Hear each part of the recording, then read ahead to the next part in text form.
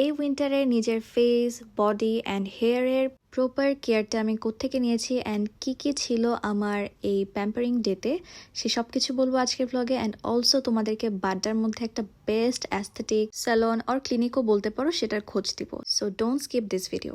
Hello everyone, this is me Esha from glimpse of Esha.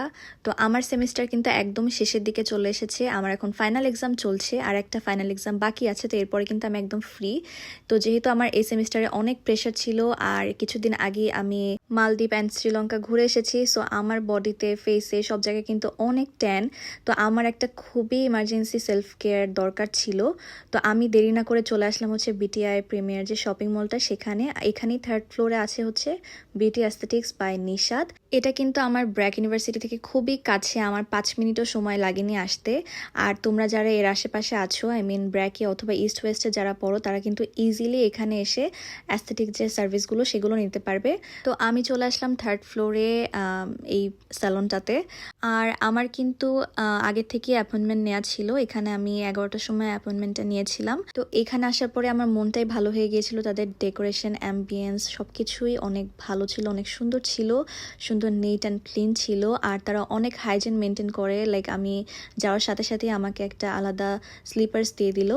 তো এরপরে হচ্ছে আমি ভিতরে ঢুকতেই দেখলাম যে তাদের বিভিন্ন সেকশনগুলো ভাগ করা। তো আমি যেই দেখি যে একটা দোলনা আছে, তো দোলনাতে বসে আমি অনেকক্ষণ ধরে দোল খাচ্ছিলাম। আমার দোলনা দেখলে মাথায় ঠিক থাকে না।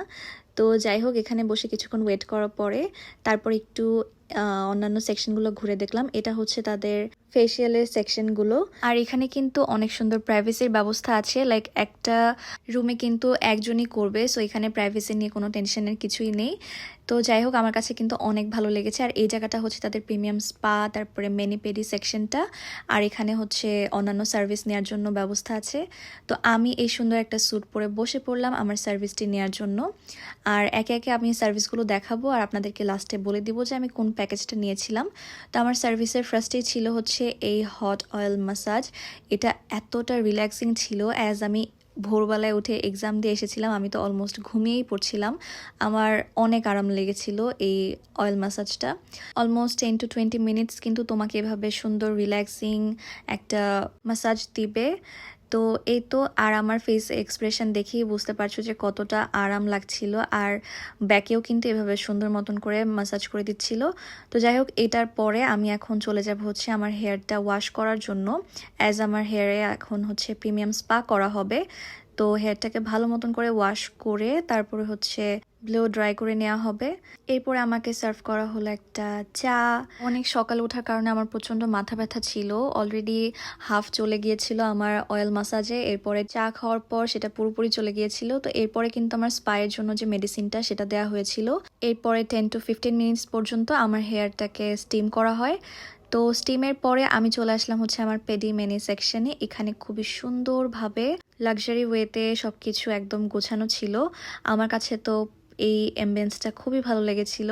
That time I felt like princess. তো যাই হোক, এরপরে হচ্ছে আমি আমার হাত আর পা এই গরম পানির মধ্যে ডিপ করে দিলাম। এরপরে আর কি, এরপরে যা যা স্টেপ ফলো করতে হয় তারা খুব সুন্দর মতন করে আমার নেলগুলোকে ক্লিন করে দিল, কাট করে দিল।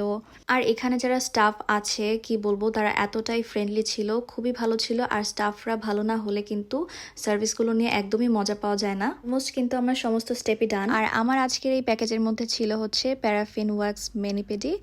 সো এই তো আমার হ্যান্ড অ্যান্ড হচ্ছে লেগস সব কিছু খুব সুন্দর মতন করে ম্যাসাজ করে দেওয়া হচ্ছিল। আর সমস্ত ডার্ট সব কিছু ক্লিন হয়ে অলরেডি কিন্তু অনেক ব্রাইটনেস চলে এসেছিলো, ট্যান অনেকটা রিমুভ হয়ে গিয়েছে। আর এখন হচ্ছে সব থেকে এক্সাইটিং পার্ট, যেটা হচ্ছে ওয়্যাক্সের মধ্যে 2-3 বার করে আমি হাত আর পা সব কিছু ডিপ করে দিয়েছিলাম। তখন একটু গরম লাগলেও পরে কিন্তু অনেক আরাম লাগে। অ্যান্ড আফটার 10 মিনিটস যখন এটা রিমুভ করা হবে, ট্রাস্ট মি, এতটা soft and smooth like butter হয়ে গিয়েছিল আমার হ্যান্ডস অ্যান্ড ফিটস। এই যে তোমরা রিমুভ করার সময় কিন্তু অলরেডি একটা হিউজ ডিফারেন্স দেখতে পাচ্ছ।